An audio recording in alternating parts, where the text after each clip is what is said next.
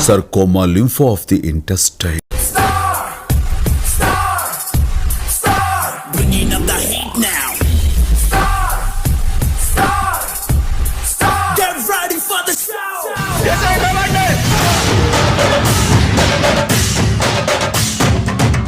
ఎవరి పేరు చెప్పు. కొడుకు ఒక గూండా